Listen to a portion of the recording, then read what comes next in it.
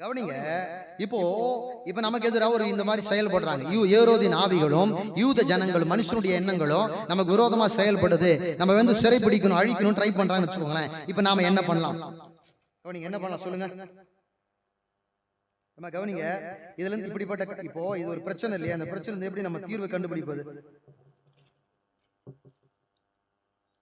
அல்லேலூயா, அல்லேலூயா. அம்மா சொல்லுங்க, இதுக்கு ஒரே வழி. ஏன்னா சபையையும் போதகரையும் சிறைபிடித்து முடக்க நினைக்கிற ஆவி இது. இந்த ஆவி ஊழியம் செய்யக்கூடாதபடி, ஊழியம் நடக்கக்கூடாதபடி, ஊழியத்தை முடக்க நினைக்கிற ஆவி, நம்முடைய திருச்சபைக்கு எதிராக செயல்படுகிற ஆவி. நான் என்ன சொல்ல வரேன்னு புரியுதா உங்களுக்கு?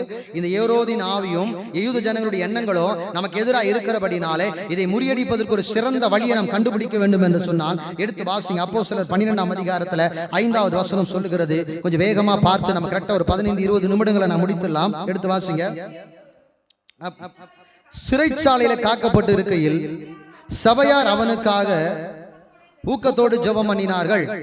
கவனிங்க, இந்த ஏரோதின் கைக்கும் யூத ஜனங்களுடைய எண்ணங்களுக்கும் கர்த்தர் பேதுருவை விடுவிக்கும்படியாக இப்படிப்பட்ட காரியத்தை திருச்சபைக்கு எதிராக செயல்பட்டு கொண்டு ஏரோதுக்கும் யூத ஜனங்களுடைய எண்ணங்களுக்கு கர்த்தர் பேதுருவை விடுவிக்கும்படி, இன்றைக்கு நம்முடைய திருச்சபையை விடுவிக்கும்படி, நம்முடைய திருச்சபைக்கு எதிராக எழும்புகிற எல்லா ஆவிகளை கர்த்தர் முறியடிக்கும்படி, உனக்கு எதிராக செயல்படுகிற இப்படிப்பட்ட ஆவிகளை நீ முறியடிக்க வேண்டும் என்று சொன்னால் இங்க ஒரு காரியம் சபைக்கு என்று கர்த்தர் எழுதி வைத்திருக்கிறார். அன்றைக்கு சபையார் அவனுக்காக என்ன பண்ணாங்களாம்? ஊக்கத்தோடு ஜெபம் பண்ணினார்கள். ஒரு ஆமென் சொல்ல மாட்டீங்களா? இன்றைக்கு நீங்களும் நானும் செய்ய வேண்டிய ஒரு ஜெபம் என்ன தெரியுமா? விடாப்பிடியா விடாம ஜெபித்துக் கொண்டே இருக்க வேண்டும். ஊக்கமா ஜெபிக்கணும். எப்படி ஜெபிக்கணும்? பாஸ்டர் எனக்கு ஜெபிக்க தெரியல. கர்த்தர் கேட்டு 4 வார்த்தை ஸ்தோத்திரம் தான் பண்ண முடியுமா? அது 8 வார்த்தையா மாத்தி 8 முறை ஸ்தோத்திரம் பண்ணு, 30 முறை ஸ்தோத்திரம் பண்ணு, 100 முறை ஸ்தோத்திரம் பண்ணு. ஜெபம் தானா வரும். கரங்களை தட்டி ஆண்டவரே, ஏன் என்று சொன்னால் உனக்காக பரிசுத்த ஆவியானவர் ஜெபிக்க கற்றுக் கொடுப்பார். நீ தேவ சித்தத்தை அறிந்து இப்படிப்பட்ட ஆவிகளுக்கு எதிராக ஜெபிக்கிற முழங்கால் படிடுங்க. அப்படினாலே பரிசுத்த ஆவியானவர் உனக்காக உதவி செய்வார். இந்த ஆவி உன்னை முடக்கி வச்சிரும், நீ வளர முடியாதபடி. இப்ப பேதுரு சிறைச்சாலையில் வச்சிச்சு. எங்க வச்சிச்சு? வகுப்புக்கு 4 போர் சேவகர் விதம் 16 போர் சேவகர்கள் 4 காவலறையில் உட்காவரில் எடுத்து சங்கிலிகளை கட்டப்பட்ட நிலைமையில் அவனை சிறைபிடிக்க வைக்கப்பட்டிருக்கிறது. பேதுருவே சிறைபிடித்த இந்த ஆவியை எப்படிப்பட்ட ஜெபம் காப்பாத்து தெரியுமா? ஊக்கமான ஜெபம். அல்லேலூயா. எப்பேற்பட்ட சிறை இருப்பா இருந்தாலும், எத்தனை கதவுகள் அடைக்கப்பட்டிருந்தாலும், எத்தனை போர் சேவகர்கள் எதிராக காவல் காத்து கொண்டிருந்தாலும், ஊக்கமான ஜெபம் அநேகரை விடுவிக்கும், ஊழியக்காரனை விடுவிக்கும். தேவ தூதனை பூமிக்கு இறங்கி வந்து கர்த்தர் விடுதலை உண்டு பண்ண வல்லவராய் இருக்கிறார். ஜெபத்தை விடலாமா? சொல்லுங்க, ஜெபத்தை விடலாமா? 7 நாள் உபவாசம் இருந்து ஜெபம் பண்ணோம். கர்த்தர் ஒரு மாற்றத்தை கொடுத்து இருக்கிறார். ஆமென் சொல்ல மாட்டீங்களா? இன்னும் எனக்கு ஒரு விஷயம் புரியுது. நம்ம 24 மணி நேரம் ஜெபம் பண்ணி பார்த்தோம். கர்த்தர் அற்புதமா இடத்தை கொடுத்து, ஆண்டவர் ஆலயத்தை கொடுத்து மகிமையான காரியங்களை செய்ய ஆரம்பித்து விட்டார். 7 நாள் ஜெபம் பண்ணோம். கர்த்தர் அற்புதமான காரியங்களை செய்து கொண்டிருக்கிறார். அப்ப ஜெபத்தை விடலாமா? சொல்லுங்க, ஜெபத்தை விடலாமா?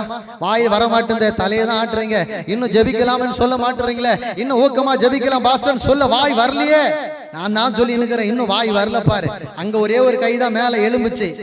1 2 3 தான், 4 தான். ஐயோ, இயேசு ராஜாவுக்கு மகிமை உண்டாவதாக.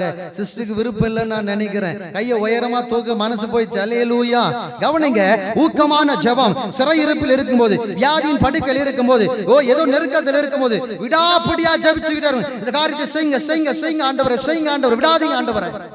சபையாருக்குள்ள அப்படி ஒரு பலத்த பாரம் இருந்துச்சு, ஒரு பலத்த வாஞ்சை இருந்துச்சு. பேதுரு எப்படியாவது கர்த்தர் விடுதலையாக்கணும், பேதுரு எப்படியாவது கர்த்தர் விடுதலையாக்கணும். நீங்க ஜெபிக்கணும், ஆண்டவரே எங்க சபை எப்படியாவது பெருசா மாத்துங்க, எங்க சபைக்குள்ள இன்னும் 1000 லட்சத்துக்குள்ள வரட்டும் ஆண்டவரே, எங்க சபை நாளுக்கு நாள் வளர்ந்து பெருகட்டும். உங்களுக்கு ஊக்கமான ஜெபம் தேவை. அல்லேலூயா, அல்லேலூயா. ஏசாயா தீர்க்கதரிசன புத்தகத்தில் ஒரு வசனம் இருக்குது, நான் வாசிக்கலாமா? கொஞ்சம் வேகமா. ஏசாயால வந்து என்ன சொல்றேன், இருங்க, அவசரப்பட்டு நீங்க பாட்டு வேகமா போறீங்க. அல்லேலூயா. உங்கள் வேகத்துக்கு என்னால் ஈடு கொடுக்க முடியலையே. ஜீசஸ், அல்லேலூயா.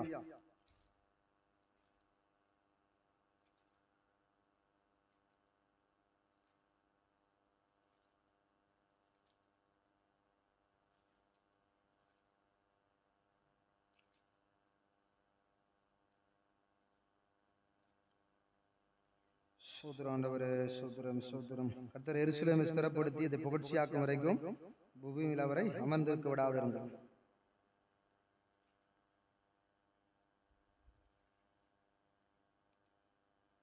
ஏசாயா 62:7 வசனத்தை கொஞ்சம் வாசிங்க.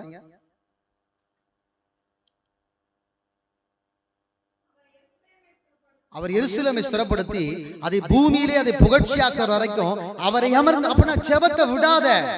ஊக்கமான ஜெபம். பேதுருக்காக சபையார் ஊக்கமா ஜெபித்துக் கொண்டிருக்கிறாங்க. இப்படிப்பட்ட ஆவிகளின் கைகளில் இருக்கிற பேதுருவை அதிகாரமுடைய ஏரோதின் கைகளில் எண்ணங்கள், இந்த அதிகாரமுடைய ஏரோதுக்கு நிறைய எண்ணங்கள் இருக்கிறது. இப்படிப்பட்ட குணாதிசைகளுடைய ஏரோதின் கைக்கும் இப்படி அறியாமையிலே இயேசுவை சிலுவையில் அறைந்த யூதருடைய எண்ணங்களுக்கும் பேதுருவை கர்த்தர் விடுதலையாக்கும்படி சபையார், கர்த்தரை அறிந்த பிள்ளைகள், திருச்சபையார், தேவனுடைய பிள்ளைகள் ஊக்கமா ஜெபம் பண்ணிக்கிட்டே இருக்கிறாங்க. ஆண்டவருடைய அவனுடைய ஜெபம், அவருடைய ஜெபமானது பேதுருவை விடுவிக்கும்படி கர்த்தர் தூதனை அனுப்பினது. இங்க நம்முடைய திருச்சபையை கர்த்தர் ஸ்திரப்படுத்த, ஊழியங்களை ஸ்திரப்படுத்த, உங்களை ஸ்திரப்படுத்த, உங்களை புகழ்ச்சியாக்குற வரைக்கும் நீ அவர் என்ன பண்ணக்கூடாது, ஆண்டவர் என்ன பண்ணக்கூடாது. ஏமா ஒரு குழந்தை எடுத்துக்க, ஒரு கடைக்கு கூட்டு போயிட்டீங்க, ஒரு 3 வயசு 2 வயசுல இருந்து 3 வயசு குழந்தை எடுத்துக்க. இந்த குழந்தை அடம் பிடிக்குமா இருக்கு, அடி வாங்கமா வாங்காதா, அப்பா கிட்ட காசு இருக்குதோ இல்லையா அதை பத்தி தெரியவே தெரியாது, இதை வாங்கி கொடுத்துதான் ஆகணும். அந்த ராட்டினத்துக்கு நீங்க மகாபலிபுரமா எங்க ஒரு பீச்சுக்கு போங்க, ஏன்னா அந்த ராட்டினத்தை ஏத்தி விடு, இதுல சுத்த விடு, அப்பா பாக்கெட்ல என்ன இருக்குன்னு தெரியாது, அடம் பிடிக்குமா பிடிக்காதா. ஆனா அப்பா என்ன பண்ணுவாரு, சரி இந்த காசை மிச்சம் பண்ணுவோம், இந்த காரியத்தை மிச்சம் பண்ணுவோம். அப்பா ஒரு கணக்கு போட்டு தான் எல்லா பணத்தையும் கையில கொண்டு வந்திருப்பார் இல்லையா. அதெல்லாம் மிச்சம் பண்ணி, அவர் சாப்பிட வேண்டியதை மிச்சம் பண்ணி, என்னெல்லாம் பண்ணி ஏதோ ஒரு காரியத்தை செஞ்சு பிள்ளையோட ஆசை நிறைவேற்றுறாரு இல்லையா. அப்போ உன் ஆசை நிறைவேறினா நீ என்ன பண்ணும், நீ என்ன பண்ணும், அடம் பிடிக்கணும், ஊக்கமா ஜெபிக்கணும், விடவே கூடாது. அல்லேலூயா. இந்த பட்டணத்துல ஏராளமான பேர் இருக்கிறாங்க, நம்ம கொஞ்சம் பேர் இருக்கிறாங்க. நான் சொல்றேன், ஆண்டவர் ஒண்ணு பட்டணத்துல எங்களுக்கு ஆலயத்தை கொடுங்க, இல்லப்பா எங்க ஆலயத்துல பட்டணத்துல கொண்டு வந்து நிறுத்துங்கன்னு சொல்றேன். ஆண்டவர் ரெண்டுத்துல ஏதாவது ஒண்ணு செய்ய வேணாமா, ஊக்கமா ஜெபிக்க வேணாமா, கரங்களை தட்டி ஆண்டவரே. அல்லேலூயா, அல்லேலூயா, அல்லேலூயா. சபையார் அவனுக்காய் ஊக்கமா ஜெபித்தார்கள். சபையில ஒரு நெருக்கடி, விடாம ஜெபிக்கணும். பாஸ்டருக்கு ஒரு நெருக்கடி, விடாம ஜெபிக்கணும். சபையில் இருக்கிற குடும்பத்தாருக்கு ஒரு நெருக்கடி, விடாம ஜெபிக்கணும். அல்லேலூயா. ஜெபம் எல்லாத்தையும் மாத்துங்க. தேவதூதனை கொண்டு வந்துச்சா இல்லையா. அந்த தேவதூதன் வந்த ஒரு பேதுரு விடுவிச்சு நேரம் எங்க போனார் தெரியுமா, ஏரோது வீட்டுக்கு போயிட்டாரு. தேவதூதன் வந்தாரு, பேதுரு விடுவிச்சார். எங்க போயிட்டாரு அவரு, ஏரோது எதுக்கு போனார், ஏரோதுக்கு முடிவு கட்ட போனார். கரங்களை தட்டி ஆண்டவரை. அவர் பாட்டு பிரசங்கம் பண்றார், ஜனங்களாம் தேவ சத்தினாரு, கடவுளுக்கு மகிமை செலுத்த ஓங்கி ஒரே அடி அடிச்சு வந்த வழி. அவர் 2 வேலைக்கு வர்றார். ஒண்ணு நம்ம விடுவிக்கும்படி வருகிறார், 2வது நம்ம சத்துருக்களை சிதறடிக்கும்படி அழிக்கும்படி வர்றார். கையை தட்டி ஆண்டவரை. நீ பண்ற ஜபத்துல ஆண்டவர் சொல்லணும். தேவதூதன் பார்த்து, மிகாவேல் தேவதூதன், எப்பா நீ தயவு செய்து போப்பா, மேரி வீட்டுக்கு போயிடுப்பா, வனஜா கொடு, வனஜா கத்திங்கெடுத்து வர தொல்லை தாங்க முடியல, ஓடிடு, அங்க போயிடு, மோகம்ல இருப்பா, ஜோ முட்டில நீங்க அந்த மனுஷன், வயசான மனுஷன் முழங்கால் நின்று கிடக்குற, போ அங்க போன்னு சொல்லணும். இந்த புதிய உடன்படிக்கை புதுவாழ் சபையை போப்பா, நீ அங்க இருக்கிற பிரச்சனை எல்லாம் சரி பண்ணிட்டு சொல்லணும். அல்லேலூயா, அல்லேலூயா, அல்லேலூயா. உங்க வீட்டுல தேவதூதன் உலாவணும், ஒரு ஆமென் சொல்லுங்க. உங்க வீட்டுக்கு தேவதூதன் வரணும், ஆமென் சொல்லுங்க. காபிரியல் தேவதூதன் மரியாதை மட்டும்தான் பார்க்க போவாரா, கொர்நேலிய வீட்டுக்கு தான் போவாரா? உங்க வீட்டுக்கு தேவதூதன் வரணும், சும்மா வரக்கூடாது, நல்ல செய்தியை கொண்டு வரணும். கையை தட்டி ஆண்டவரை. ஊக்கமா ஜெபிக்கணும் பிரதர், சும்மா ஒண்ணு இல்ல, ஏதோ அடால்ட் பிரேயர்லாம் பண்ணக்கூடாது, சாதாரண பிரேயர்லாம் பண்ண. காலையில எழுந்த உடனே ஆமென் அல்ல. எங்க அக்கா ஒருத்தவங்க இருக்கிறாங்க, கவனிங்க. காலையில எழுந்த உடனே ஒரு சின்ன ஜெபம், எங்க தெரியுமா, டக்குன்னு முட்டி போடுவாங்க, பைபிளை திறப்பாங்க, படிப்பாங்க ஒரு வசனம். இப்ப ஏதோ ஒரு வசனத்தை படிச்சுட்டு போயிடுவாங்க. ஒரு நாள் நான் சொன்னேன், அவங்க கிட்ட இப்படி எல்லாம் படிக்க கூடாது, கர்த்தருடைய வார்த்தை அப்படின்னு. அப்புறம் சொன்ன, விளையாட்டு தான் சொன்னேன், நீங்க சொல்றீங்களே இப்ப மாதிரி படிச்சா ஒரு வசனம், ஒரு பாஸ் ஜோக் சொன்னார், அந்த மாதிரி நடந்தா உனக்கு என்ன ஆகுது அப்படின்னு. டக்குன்னு பிறந்த படிச்ச உடனே அவன் நாண்டு கொண்டு செத்தான்னு வந்துச்சு. அது மாதிரி செய்ய முடியுமா?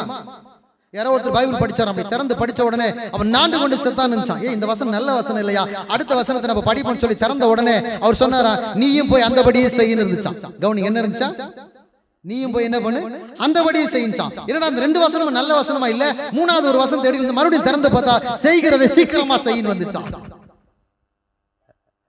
அல்லேலூயா. ஒரு ஆளுக்கு தான் புரியுது, அவங்க தான் சிரிக்கிறாங்க. அல்லேலூயா. இந்த குருட்டு பாடலாம் வேதத்தை படிக்க கூடாது, சாதாரண ஒரு ஜெபம் பண்ண கூடாது.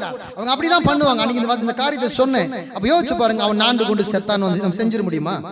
இப்போ நீ பயப்படாத, உன்னோடு கூட கர்த்தர் சொன்ன அந்த வசனம் வந்தவொடனே நமக்கு சந்தோஷம். அது டைரக்டா ஏசாயா 41 அதிகாரத்தில் எடுத்து வாசிச்சு போய் 10ஆம் வசனம் வாசிச்சு போயிடலாம்ல.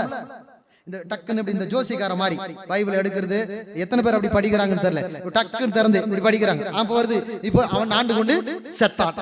சரி, இது நல்ல வசனமா இல்லையா, அடுத்த வசனத்தை தேடு, மறுபடியும் திறந்து பார்க்கறான், நீயும் போய் அந்தபடியே. அப்ப வசனம் அன்னைக்கு நம்மள சாக சொல்லுதா?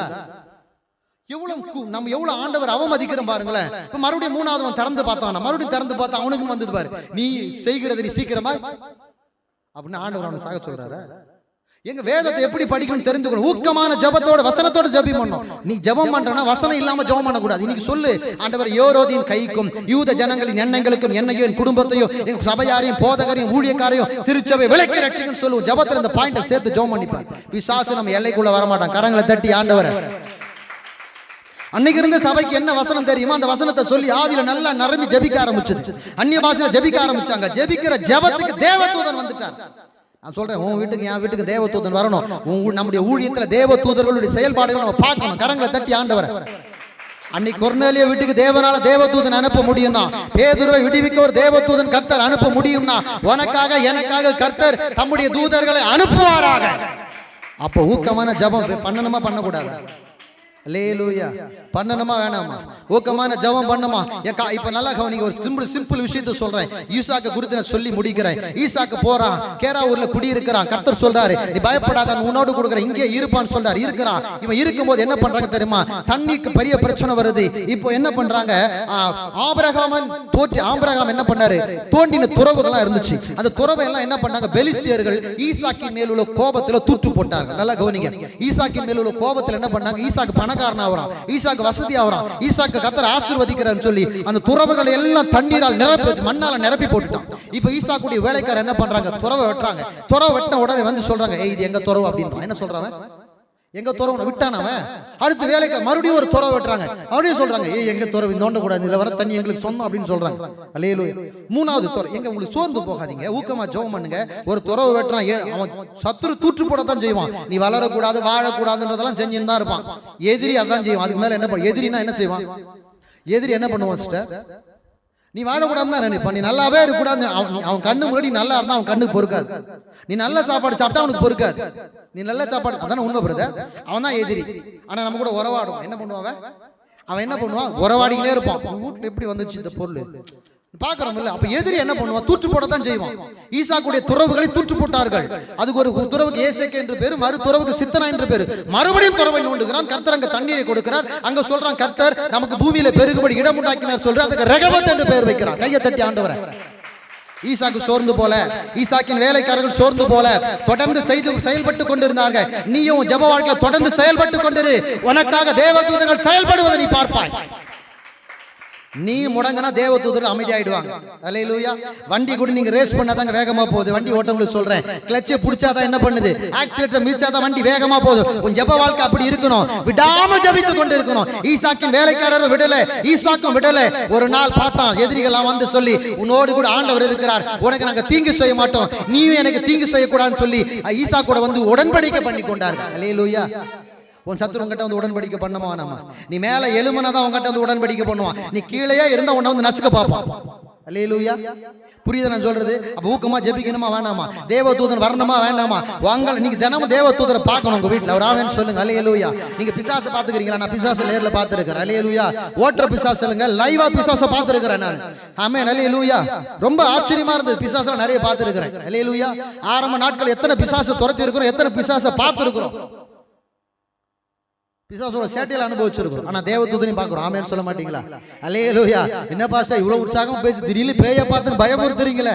அல்லேலூயா. பேயை பார்த்து பேயை சொல்லி நான் உங்களை பயமுறுத்தல. ஆமென் சொல்லமே. அல்லேலூயா. தேவன் நமக்கான பெரிய காரியங்கள் செய்வார். ஊக்கமான ஜெபம். ஈசாக்கு விடல, ஈசாக்கின் வேலைக்காரர்கள் விடல. தொடர்ந்து துறவை தோண்டி தோண்டி தோண்டி எத்தனை பேர் வாக்குவாதம் பண்ணாலும், எத்தனை பேர் சண்டை இட்டாலும், எத்தனை பேர் விவாதம் பண்ணாலும் தொடர்ந்து தன் வேலையை செய்து கொண்டிருந்தான். துறவை பார்த்தான், எதிரி வந்து சரணடைய கர்த்தர் கிருபை செய்தார். இன்றைக்கு அதே ஆண்டவருடைய வசனத்தை சொல்லுகிறேன். ஊக்கமான ஜெபம் உன் சத்துருவை மடங்கடிக்கும். ஊக்கமான ஜெபம் எதிரியை வீழ்த்தும். ஊக்கமான ஜெபம் சபையை பெருக பண்ணும். ஊக்கமான ஜெபம் குடும்பத்தின் எல்லா நன்மைகளை உன்னிடத்தில் கொண்டு வந்து சேர்க்கும். ஊக்கமான ஜெபம் உனக்காக தேவதூதனையை செயல்பட வைக்கும். கரங்களை தட்டி ஆண்டவரை முழங்கால் படிட்டு, எல்லாரும் முழங்கால் படிட்டு ஜெபிக்கலாமா?